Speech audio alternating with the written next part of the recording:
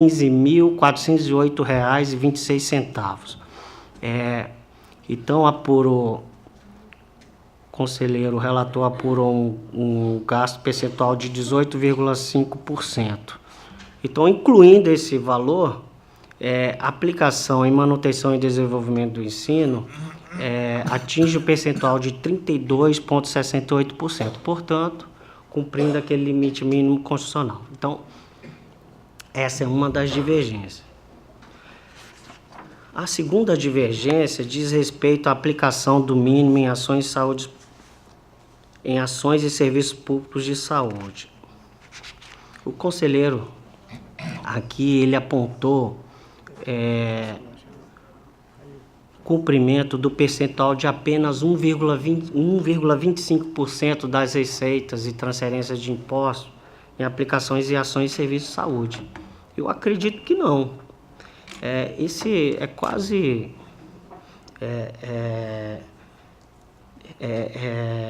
como inacreditável que um município possa aplicar somente isso em ações e serviços públicos de saúde, porque além dos recursos vinculados que ele recebe, que não entram nesse cálculo, ele tem despesas, e a saúde a gente sabe que o gasto é muito grande, assim, com os serviços de saúde. Então, mesmo os municípios pequenos, ele comparativamente, ele gasta bastante com saúde, porque às vezes tem o tratamento específico de alguns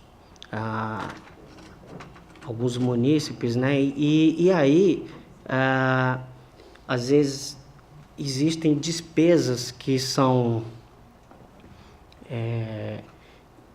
de tratamentos especializados que exigem um grande aporte de recursos para isso, né? Então, dificilmente um município aplica um percentual dessa monta, de 1,25%.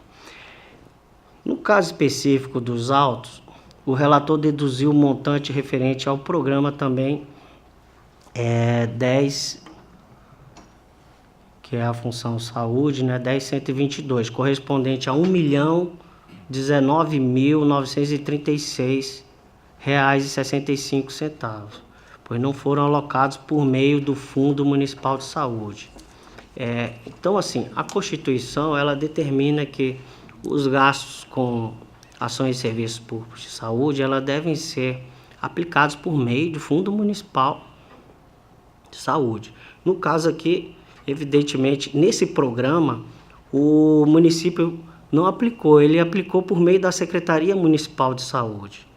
Então, o conselheiro não considerou isso como gasto com saúde, simplesmente excluiu. Então, o fato, aqui é um fato, vamos dizer, apenas contábil, porque a execução por meio do fundo, o objetivo disso é de controle.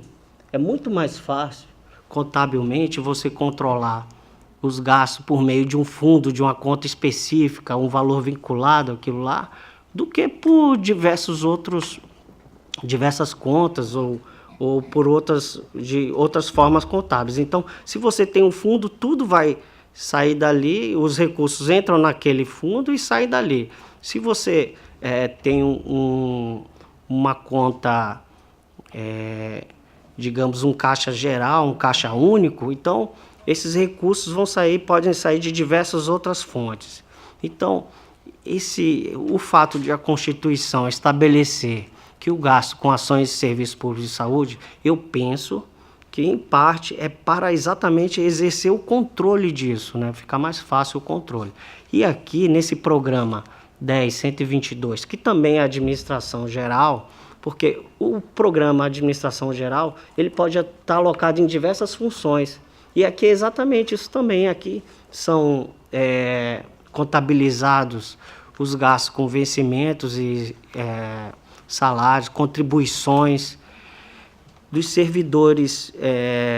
A grande parte que eu quero, assim, né, estou dando um exemplo, mas o grande volume desses recursos de 1.019.000, eu acredito, pelo que eu tenho visto no exame dessas contas, que a grande parte aqui se refere a vencimentos dos servidores que foram alocados aqui nesse programa. Mas também tem o gasto material de consumo, da mesma forma lá da educação. Material de consumo, manutenção de equipamentos e etc, né? Serviço, contratação de mão de obra, consultoria. Então aqui pode ter uma infinidade de despesas que têm um vínculo direto com a saúde, que realmente foram executados em ações de serviço público de saúde. Isso jamais vai retirar o fato dele não cumprir a Constituição no que diz com relação à aplicação desses recursos por meio de fundo, não significa que não foram aplicados em ações de saúde. Foram sim. O gasto, a aplicação realizada foi em ações de serviço público de saúde. O que não ocorreu foi que não foi feito por meio do fundo. É um pequeno detalhe. Então, em razão disso, eu divirjo do conselheiro que ele não considera como montante para compor aquele limite. Isso assim foi em diversas outras prestações de contas também, inclusive de Campestre, do exercício 2009, que aqui eu apresentei um voto divergente, oralmente apenas, eu não pedi vistas. Exatamente, ele apresentou até esses dois cálculos, e naquela oportunidade foi dia 17 de abril desse ano, naquela oportunidade eu apresentei um voto também oral, divergindo daquela metodologia de cálculo, em que o município no ano de 2009, ele também descumpria, pelos cálculos apresentados no voto do relator, ele descumpria também os limites de gasto mínimos constitucionais com manutenção e desenvolvimento do ensino e com ações de serviços públicos de saúde. E ali apresentei um voto divergente que foi acompanhado pela maioria dos conselheiros aqui. Aqui é a mesma coisa, a situação é semelhante. Aqui, tanto o gasto com ensino e saúde, a gente apresenta aqui valores divergentes, a metodologia de cálculo é notadamente diferente. Então, só para recapitulando, em educação, o conselheiro identificou uma aplicação de 18,5%, o mínimo, e eu aponto aqui no meu voto 32,68%. E ações de serviços públicos de saúde, ele apontou um gasto de 1,25%, e aqui eu identifiquei uma aplicação de 18,99%. Então, de toda essa prestação, é o que mais ressalta, assim, de divergência. Tem alguns detalhezinhos aqui e, por exemplo, alguns pontos de controle que o conselheiro ele faz nas suas prestações, no seu exame das contas, eu deixo de fazer. Outros que eu faço, ele também deixa de fazer. Então, essas situações ocorrem. Aqui no caso específico, só um quadro síntese que eu costumo elaborar nos meus votos. Então, para que vossas excelências tenham conhecimento assim do que foi essa gestão nesse exercício, eu passo a relatar.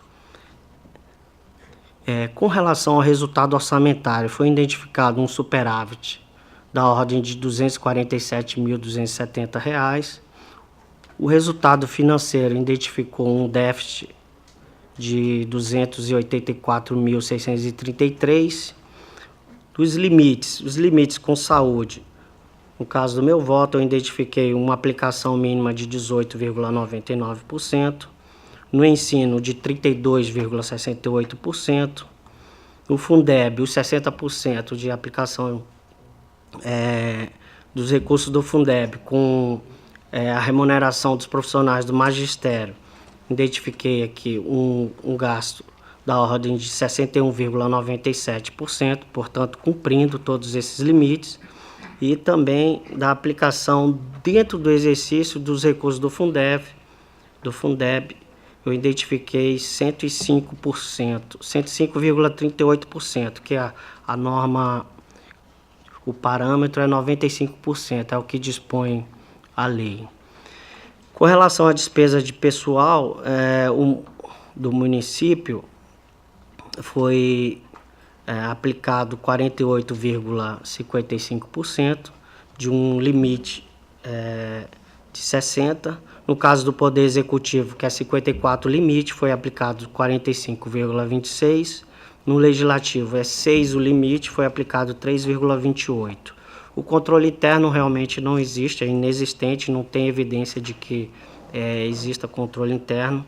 E outras observações, eu coloco aqui que não há comprovação da publicação do relatório resumido de execução orçamentária referente ao primeiro, segundo, terceiro, quarto e quinto bimestres. Também não há comprovação de publicação do RGF, que é o relatório de gestão fiscal referente ao primeiro, segundo e terceiro quadrimestres. Também não foi encaminhado cópia do PPA. Bem, em conclusão, o voto, senhora presidente, senhora conselheira, senhores conselheiros, senhor procurador do Ministério Público de Contas, portanto, no sentido da emitir o parecer prévio das contas do senhor Luciano Rufino da Silva, recomendando à Câmara Municipal de Campestre a aprovação das contas do prefeito relativa ao ano 2008. Também por solicitar ao presidente da Câmara Municipal de Campestre que seja o Tribunal de Contas comunicado do resultado do julgamento das contas anuais em questão, na forma prevista no artigo 160 da Resolução número 003/2001, que é o nosso regimento interno.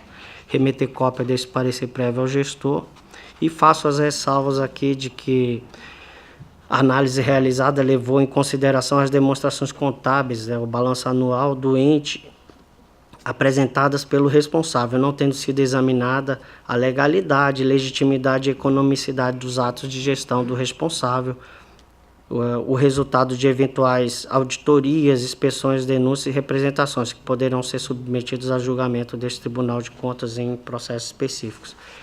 É o meu voto, senhora presidente. O Ministério Público já se manifestou em votação. Com a palavra, conselheira Anselmo.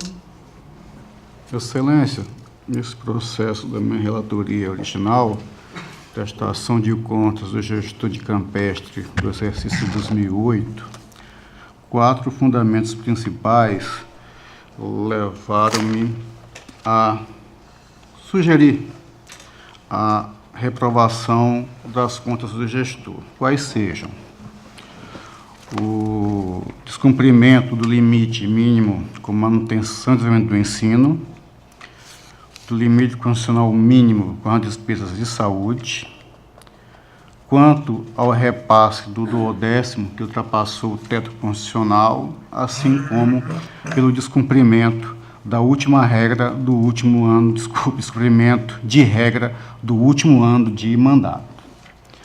Com relação a questões educacionais, nos termos do meu voto, sobretudo no item 32, nos autos estão contabilizados os montantes de R$ 810 mil da rubrica manutenção da Secretaria Municipal de Educação e R$ 5.360 na rubrica manutenção da Biblioteca Pública, folhas 18 e 19 dos autos, os quais foram desconsiderados da base de cálculo do limite, ou seja, não foram consideradas despesas para os fins funcionais, pois, segundo a portaria 42 de 99, a subfunção 122 estaria ligada às funções de atividades administrativas e, portanto, não representa gastos com atividades voltadas prioritariamente ao ensino. Eu até gostaria de ter todos esses dados, gastos com pessoal, quem foi fazer curso fora, quem acompanhou, mas, infelizmente, a nossa verdade, por mais real que seja, é uma verdade ainda que processual, constante dos autos. são informações que eu aqui realmente eu não posso considerá-las se não estiverem, ao menos, de forma indiciária nos autos. E aqui eu quero ressaltar que o gestor, apesar de notificado para explicar, não se manifestou a respeito. Como costuma dizer que a grama do vizinho é a grama melhor, mais bonita, sempre se traz exemplos de tribunais alienígenas, né, para exemplificar o porquê de determinada posição nos autos, invariavelmente. E a gente realmente sabe disso. E nesses aspectos, tanto despesa de educação quanto despesa de saúde, em regra, a análise ao gestor é permitida a sua manifestação quando ele consegue discriminar que aquelas despesas realmente foram para a atividade finalística, os tribunais em si, em regra, consideram, porque está comprovado. Mas quando não há isso nos autos, o gestor notificado se manifestar, permaneceu inerte, a informação que eu entendo que deva valer, que eu deva considerar, é aquela constante dos autos. Eu não posso ficar fazendo essas elucubrações. Eu tenho que me pautar pelo que consta dos autos. Não estou dizendo que o conselho sérgio que ele está falando não seja verdade, talvez seja dessa forma, mas infelizmente é algo que está totalmente apartado dos autos.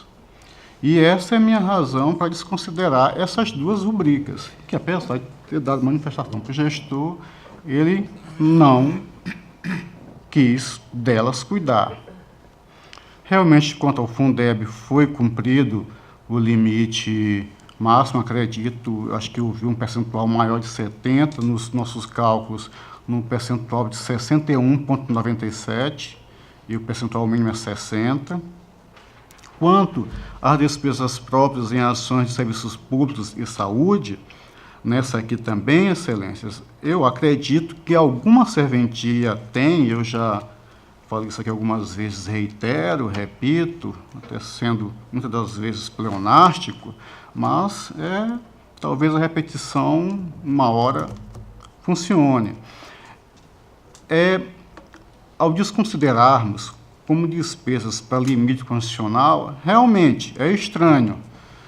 1,25%. Daí retorno às falas que eu fiz com relação à questão da educação, de não considerar despesas da Secretaria Municipal de Saúde para o limite constitucional mínimo em saúde. E a razão que eu trago, mais uma vez, é obedecendo justamente ao que manda o texto constitucional. E aqui quero ressaltar que é exatamente essa a função do tribunal, controlar, fiscalizar, quando puder ser didático, quando não puder mais sancionar. É justamente por isso, se essa despesa deve ser executada pelo fundo, é ali que o órgão vai controlar para ver se elas realmente têm a ver com aquele mandamento constitucional legal de aplicação. Cito um exemplo que é corriqueiro e que até recentemente estamos lidando com isso, os recursos do Fundeb. Eu não posso pegar recursos do Fundeb, transferir para uma segunda conta e ainda que aplique, talvez até no próprio Fundeb, há uma vedação. Evidentemente, se por questões que se possa acatar, os gestores vierão os autos e discriminar e mostrar que foi daquela forma, que foi um equívoco, claro que se pode até considerar, mas se não tem isso nos autos, se há uma vedação ou há uma orientação para que seja feita daquela forma, eu não posso me comportar de forma temerária e agir de outra forma, porque aí eu estou infirmando a obrigação legal, constitucional de me comportar daquele jeito. E, reforçando isso, eu trago a Resolução 322 de 2003 do Conselho Nacional de Saúde, CNS, como eu já disse antes, que alguma serventia deve ter para nós. Especificamente, a sua 5ª diretriz, onde o seu parágrafo único vem assim posto. além de atender os critérios estabelecidos no caput, as despesas com ações e serviços de saúde realizadas pelos entes federados, subnacionais, evidentemente, deverão ser financiadas com recursos alocados por meio dos respectivos fundos de saúde, nos termos do artigo 77, parágrafo 3º do ADCT. Eu não vejo infringência de nossa parte em adotarmos esse procedimento, já que está aqui, por assim dizer, com algum esforço positivado. Tirando esses 2 pontos de divergência com o conselheiro Sérgio quanto a este processo, outros 2 pontos me levaram a sugerir a rejeição, que foi o repasse a título do 10º, superior ao teto constitucional, que na memória de cálculo presente no item 39 do voto e feito com base no anexo 10 do TC 4499 de 2008 e o anexo 11 da Lei Orçamentária Anual, demonstrativos de receitas, inclusive prestação de contas, poder legislativo, verificamos aqui que o percentual máximo constitucional era 8%. O repasse se deu na ordem de 8%, de 8 inteiros e 0,04%. De outra sessão, eu ouvi dizer, olha, R$ 42, se não me falha a memória, quase R$ 50 é irrisório. Aqui, esse ponto 0,4 equivale a quase R$ 2.000. Também pode ser irrisório, mas o que, de fato, o recado que não devemos dar é temos um percentual mínimo a ser cumprido. Não cumpriu, a gente não pode dar o recado que o gestor pode passar 4, 8 anos e nenhuma vez cumprir o percentual mínimo, ou, no caso aqui, o máximo. Isso, eu acho que nós não podemos compactuar com isso, e aqui o valor é em torno de R$ 2.000. Pode ser irrisório? Pode, mas tem uma norma constitucional não atendida. E, mais uma vez, trago o exemplo rasteiro, um exemplo comezinho. Eu tenho um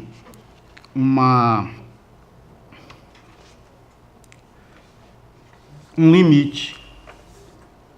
Eu tenho que fazer esta verificação. Se este meu limite é 5 para ser bom e 4,99 para não ser bom, eu posso chegar aos 4,99 e não vou ser bom, porque o bom é a partir de 5.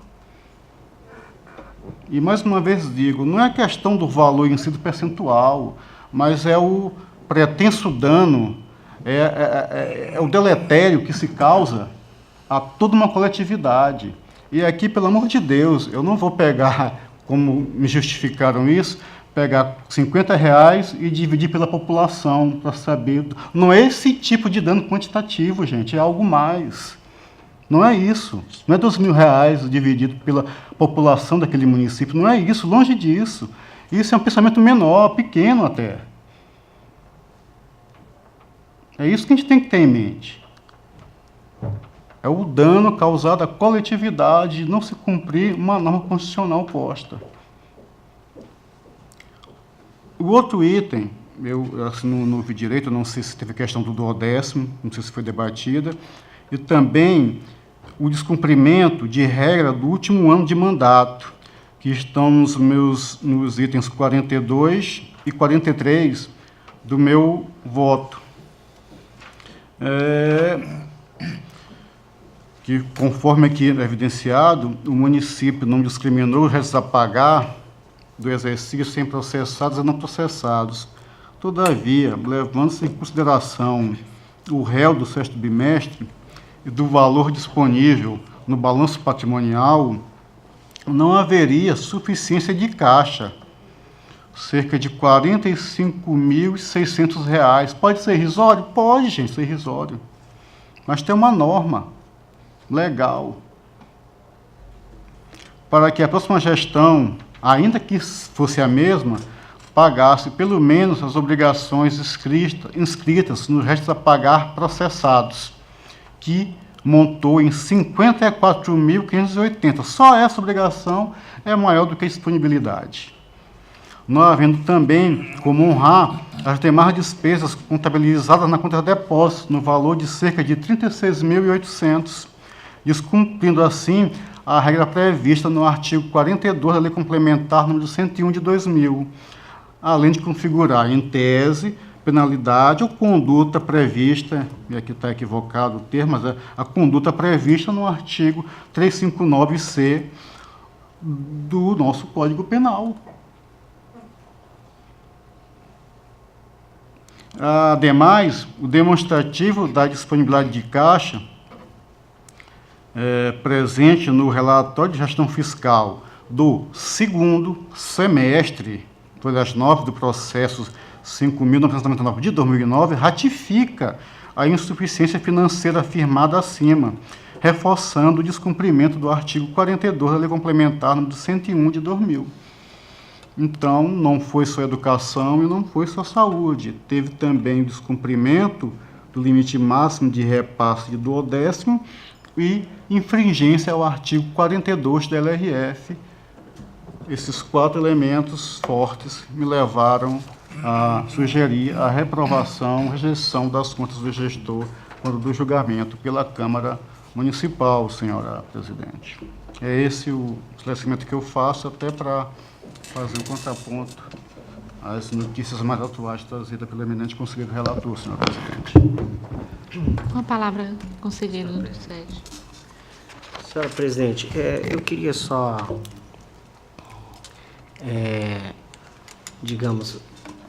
fazer algumas ponderações ao voto aqui do conselheiro Anselmo Brito, especialmente no que, quando ele fala, primeiro, ali do gasto com manutenção e desenvolvimento do ensino. Ele fala que os gastos não foram aplicados em atividades finalísticas. Foi assim que ele falou, em atividades finalísticas. A norma, a 939496, que determina lá no artigo 70, que fala consideração como despesas com manutenção e desenvolvimento do ensino, e ali ela relaciona nos próximos 8 incisos, quais são essas despesas com manutenção e desenvolvimento do ensino. Não sou eu que vou dizer isso, não é o conselheiro Anselmo que vai dizer quais são essas despesas, não são atividades finalísticas, são aquelas despesas que estão lá. E está muito claro ali no inciso 3º, eu li aqui no meu voto, o inciso 3º diz lá que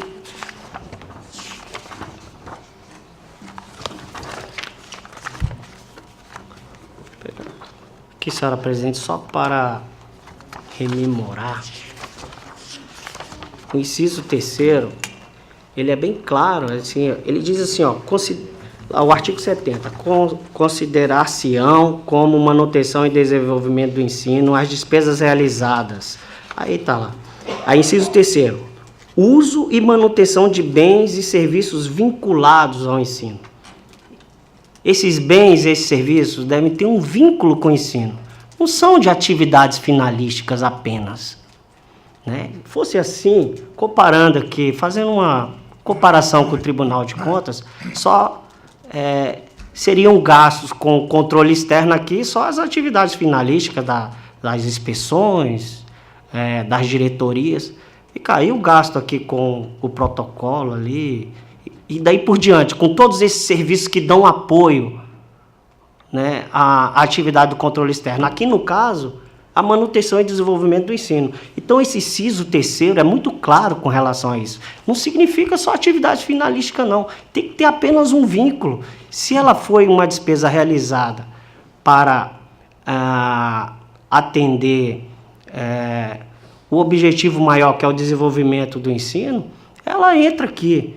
Da mesma forma, no inciso 5º, ela fala realização de atividades meio, aqui é muito claro, Não fala em nada de finalístico aqui. Atividade meio, ó, necessárias ao funcionamento dos sistemas de ensino. Então, basta ser uma atividade meio. Se ela é necessária ao funcionamento de uma escola ou de uma unidade que dê apoio àquele ensino, ela vai entrar como gasto com manutenção e desenvolvimento do ensino. E aqui eu volto também a falar, eu apenas dei exemplos aqui de contabilização naquele programa 122, né, da classificação funcional programática, da portaria 42, a que o conselheiro mencionou aqui.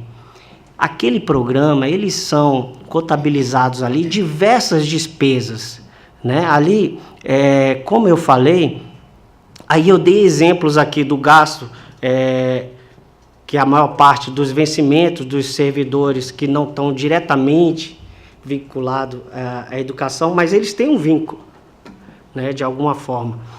E aqui eu faço o contraponto aqui, o conselheiro Anselmo aqui, que ele diz, como é que eu vou saber, se eu estivesse chutando ali, como é que eu vou saber, gostaria de saber que fosse do ensino, que fosse lá o gasto com combustível, como eu dei exemplo aqui, daí por diante. Bem, isso aqui trata-se de escrituração contábil. Aqui é o que é contabilizado. Aqui ele é sintetizado, aqui contabilidade. A gente diz que é consolidados essas contas aqui. Então, são somados todos esses gastos e colocados nessa rubrica aqui, nesse programa. Então, eu vou saber, sabe como? Consultando os dados que eles encaminham para o SICAP, a nota de empenho lá. Infelizmente, a maioria, não são todos, mas a grande maioria dos casos, a gente não tem essas informações no SICAP. Mas eu já encontrei essas informações em alguns casos. Agora, o fato disso, de eu não ter identificado essas despesas aqui, desse programa específico, em que foi excluídas as despesas da ordem de 810 mil, né? Os 5 mil foi lá da biblioteca. Mas desses 810 mil, em razão desse programa, o conselheiro relatou aqui que eu não tenho certeza disso, que ele não tem certeza como é que ele iria incluir. Então, sob esse mesmo argumento, ele deveria excluir todas as outras, porque ele também não tem conhecimento. Senhora presidente, o que me garante que naqueles outros demais programas, onde tem, e que o conselheiro considerou aqui como gasto com manutenção e desenvolvimento do ensino, realmente são despesas relacionadas ou vinculadas à educação. Da mesma forma que eu considerei aqui, eu considero lá. Então, eu acho que não pode ter dois pesos e duas medidas. Então, essa argumentação de que eu deixo de considerar porque eu não sei se foi realmente aplicado com o vencimento de profissionais da educação aqui e aqui dessas outras rubricas que eu considerei. Então, eu sei, não sabe, porque se tem a informação aqui, tem a informação lá. Se tem informação aqui, tem informação lá. Então, se excluiu aqui, deveria ter excluído lá também. Então, assim, sobre esse ponto, eu tenho isso a fazer esse contraponto. Com relação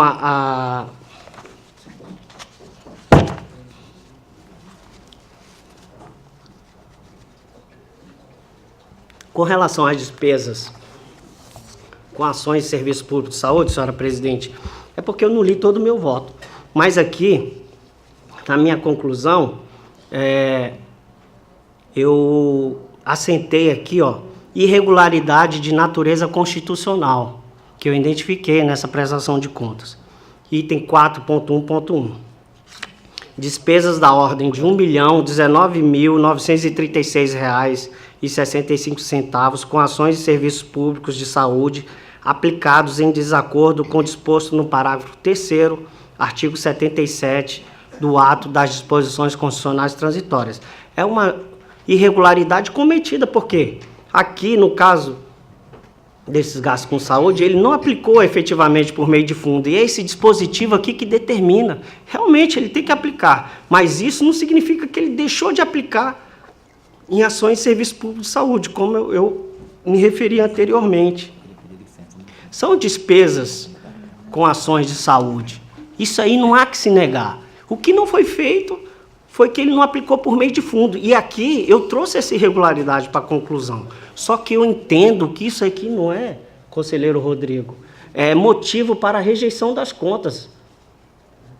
É uma recomendação para que ele observe esse dispositivo constitucional, mas ele não deixou de aplicar em ações de serviço público de saúde pelo simples fato de não ter aplicado Eu, conselheiro Sérgio, só queria fazer um adendo à sua colocação. A gente está aqui diante de uma prestação de contas de 2009.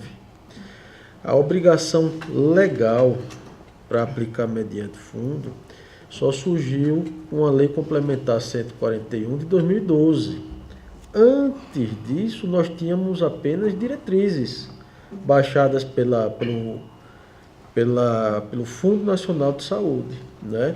Então, ainda que a gente considere como um ponto de controle, eu não consigo visualizar como sendo um ponto de controle nas contas de governo. Isso se trata nitidamente de contas de gestão.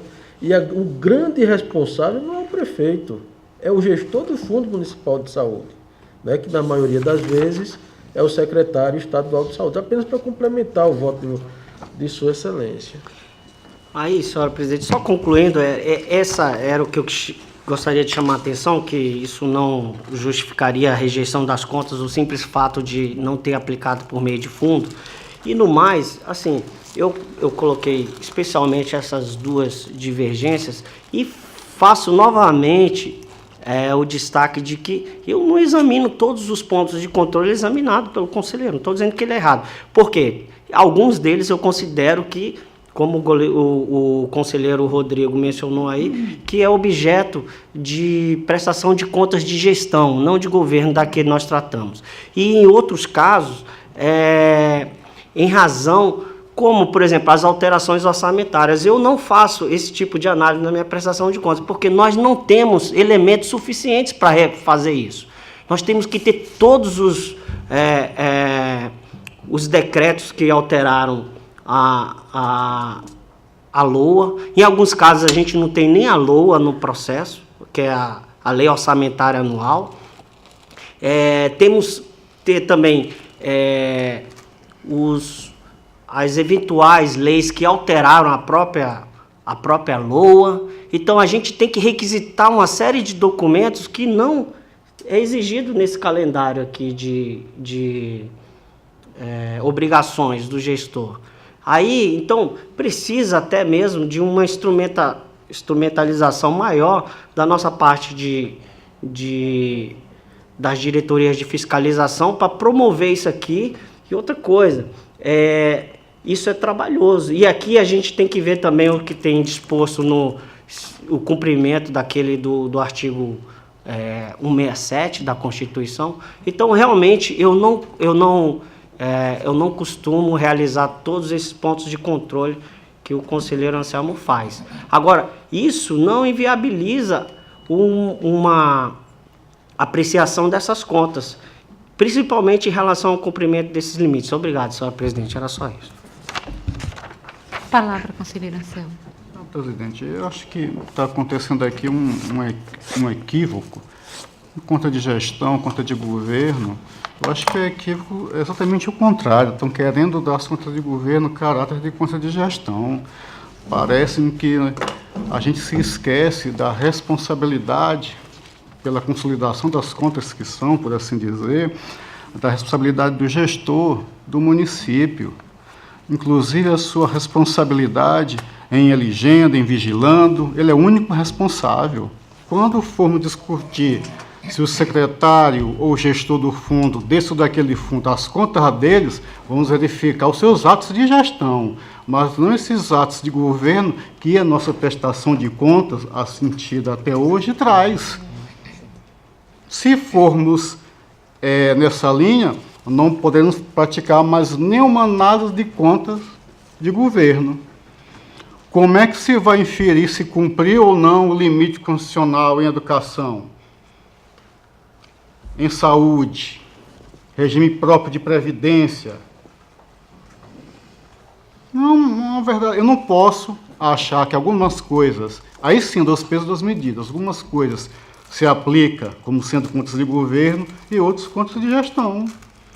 E aquela história, se eu não sei, se eu tenho dúvida, eu não acho, eu não posso, nenhum de nós pode achar. Por isso que se utiliza, se dá a faculdade para que o gestor se manifeste sobre aquilo, para que ele traga a informação corretamente notificado, com prazo, às vezes com prorrogação de prazo, mais de uma vez.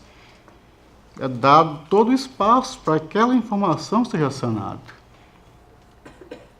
Ora, se feito isso, nem assim a situação é discriminada e explicada, porque é interesse do gestor, mas também é interesse nosso para não fazermos um julgamento, vou repetir a palavra, temerário. Claro que não.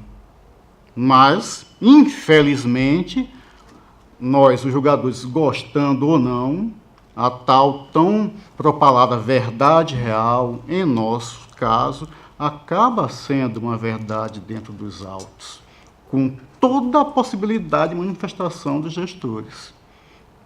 Toda. Eu não vejo nenhum problema quanto a isso.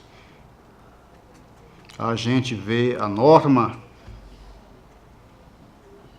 a gente pode ponderar o princípio norma, como também pode aplicar com as adequações próprias às regras, mas infelizmente ou felizmente nós não podemos nos afastar do que está positivado.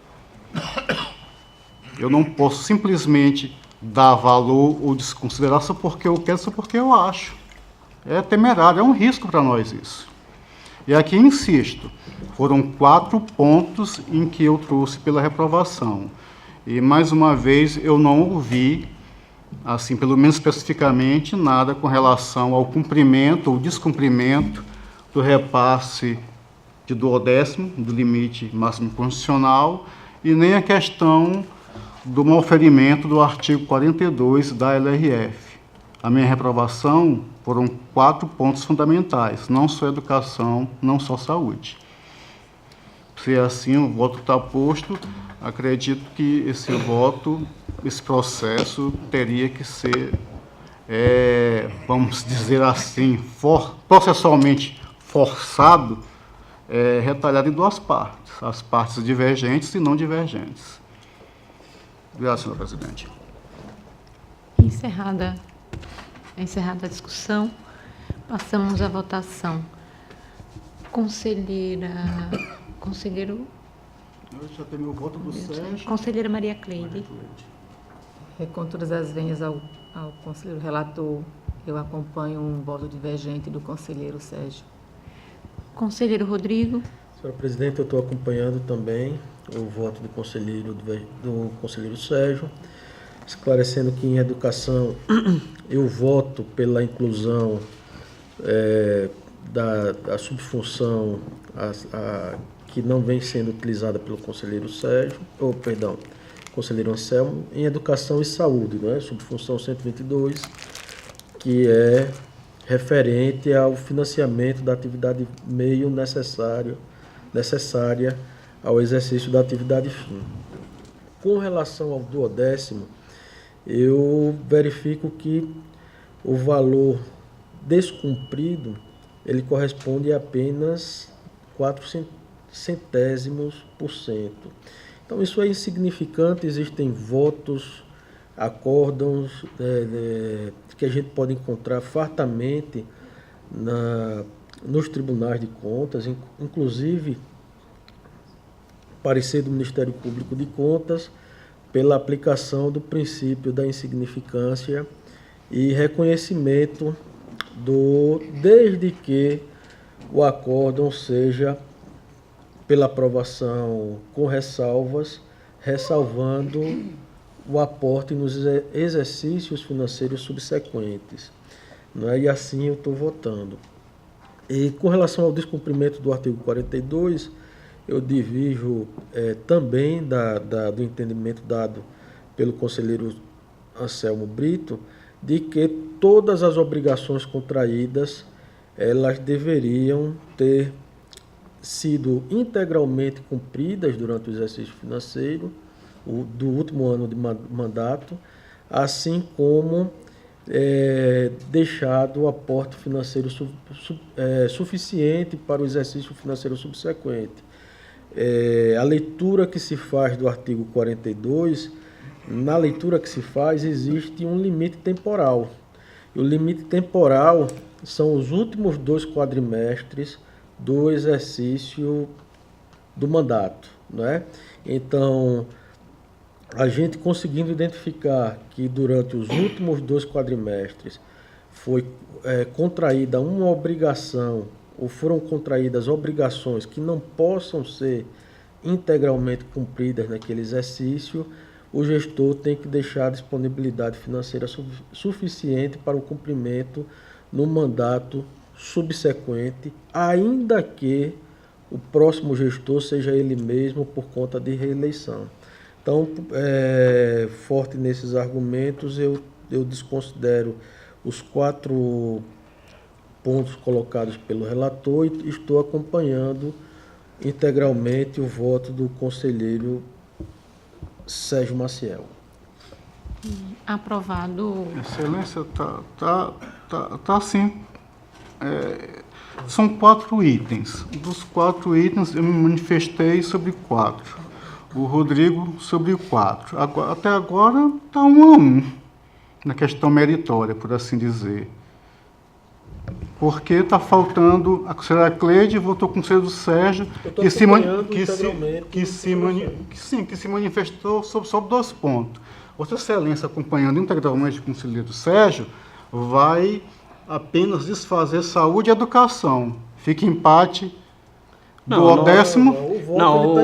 Não é isso não. Não, como Senhora é que é? conselheira, Me explica, então. Assim, Apesar, explico. eu quero fazer um registro que conste em ata que o voto com esses descumprimentos, eles constam integralmente aqui na memória de cálculo, que os votos que estão sendo dados são infirmando aquilo que foi calculado, aquilo não existe, que isso fique claro e fique constando em ata, por gentileza. Senhora presidente, não, só para esclarecer o conselheiro Anselmo Brito, inclusive no meu voto, eu trago no final ali na conclusão, inclusive as restrições, que eu chamo de restrições às irregularidades, identificadas ou relatadas pelo conselheiro no voto dele aqui ao final aqui, eu apresento o item 3.14.2 com o título Irregularidades apontadas pelo relator Anselmo Roberto de Almeida Brito, relatadas na sessão do Pleno do dia 5/6/2018. E aí eu faço a relação delas aqui, resumida. Por exemplo, não envio do PPA, não envio de informações, ou envio com informações insuficientes da LDO, e daí por diante. Inclusive, aplicação de 18,5% em MDE, e daí por diante. Faço até referência ao item do voto, do relatório dele. Então, assim, eu trago aqui as divergências, não é questão de examinar ponto a ponto, senão a gente vai ficar aqui até não sei que hora, se a gente for examinar ponto a ponto, as contradições, e aí eu vou ter que trazer argumento para cada uma delas, né? Então, o que deve ser examinado aqui, a gente tem as divergências aqui, que eu entendo que essas divergências apontadas e que foram, digamos, trazidas aqui, os valores diferentes, eu entendo que não são razões para rejeição dessas contas. Inclusive, o voto é nesse sentido, de oferecer parecer prévio pela aprovação. O conselheiro é pela rejeição. Então, é esse exame que deve ser feito. Senão, a gente vai ficar ponto a ponto aqui, discutir item por item, para saber e colocar em votação cada um deles. Então, eu entendo que o critério que o conselheiro Anselmo pretende que nós adotarmos aqui para, digamos, apreciação dessas contas, eu entendo que nunca foi feito isso aqui no tribunal. Excelência, permita-me contrapor esse absurdo. Excelência, o meu processo, eu trago 4 pontos de mérito, 4. Gostaria até, para esclarecer de uma vez por todas, saber do relator se ele se manifestou sobre o descumprimento do limite máximo de duodécimo e sobre a inexistência, como fez o conselheiro Rodrigo, de malferimento do artigo 42 da LRF. É basicamente isso que talvez Vossa Excelência, no seu voto, já que Vossa Excelência resumiu, se Vossa Excelência no seu voto, contrariando, apresentando divergência também quanto a esses 2 aspectos, e pudesse apenas declinar quais são os itens do seu voto onde tem essa divergência, a questão do duodécimo e também da questão do malferimento do artigo 42, porque é matéria de mérito. O mérito, se ele é infirmado, ele tem que ser infirmado todo, para não que prevaleça o primeiro. Se parte deles são infirmadas, a outra parte está mantida. Pelo menos eu acho que, não sei se aprendi de forma equivocada, de forma errada, mas em regra é assim. O tribunal, ou os tribunais, não só o Tribunal de Contas, em regra, todos, pelo que me conste, assim atua, assim trabalha.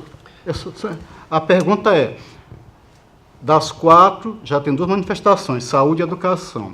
Gostaria de saber do relator, revisor, por assim dizer, quais os itens em que ele diverge da questão de mérito minha quanto ao duodécimo e quanto ao artigo 42 da LRF. Só isso, Excelência. Senhora Presidente, eu acho que o conselheiro Anselmo Brito não prestou atenção no meu voto, na minha relatoria.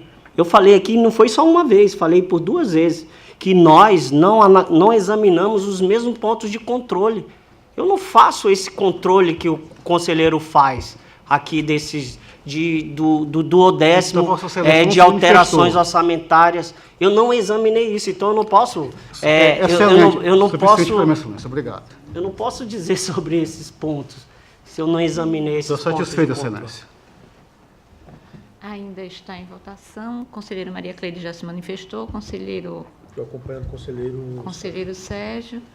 Então, aprovado o processo com a divergência do conselheiro Sérgio. Excelência, ainda insisto, inclusive com a presença ministerial, para que, entendendo-se controle legal, que o meu voto de mérito apresentava 4 questões meritórias. Dessas 4, acredito que fui vencido em 2. 2 delas estão em empate, que é a questão do duodécimo e a questão do artigo 42 da LRF, que divergiu com o conselheiro Rodrigo. Foi o único a divergir. Pelo menos aqui, no mérito, foi como se manifestou. Então, essa parte ainda está em empate. Então, Vossa Excelência teria que decidir quanto a essa parte. Não, senhor No meu presidente. entender, senhor presidente. Ou então, Vossa Senhor Excelência presidente, é um pode... equívoco aqui. A gente não pode Então, separar Vossa Excelência... de dizer sobre cada um. Não, então Vossa Excelência pode Uma das colher os votos do restrições. relator Sérgio, do conselheiro Cleide, quanto a esses 2 pontos. Não, o meu voto está ali. Eu sou pela aprovação das contas. O conselheiro é pela rejeição, apenas isso. Com fundamentos, Excelência, são 4 Tem lá os fundamentos. fundamentos lá. Eu Sim. vou precisar examinar se 4 Vossa Excelência fez o cálculo correto. 4 fundamentos, Excelência. Eu vou precisar, então, examinar se Vossa Excelência calculou Para que corretamente. Vossa Excelência pediu visto, então, se não fizer análise? Não, eu fiz a claro, análise, só que eu não faço esse Excelências, controle que excelências. Vossa Excelência faz. Mas é o voto de mérito, Excelência. É o mérito do voto. Excelências. É o mérito do voto. Os Absurdo. conselheiro, Realmente, é um absurdo. É o Querer mérito que do seja voto, Excelência. É um os mérito. votos, a cada os restrição. votos, entender essa presidência, que os votos estão postos, né, estão postos. O entendimento do conselheiro Anselmo em relação ao processo, aos autos como um todo, E o entendimento do conselheiro substituto, doutor Sérgio, também nos autos como um todo. O conselheiro Anselmo chegou a uma conclusão e manifestou-se neste sentido, segundo o seu entendimento e segundo o que ele colheu dos autos. O conselheiro Sérgio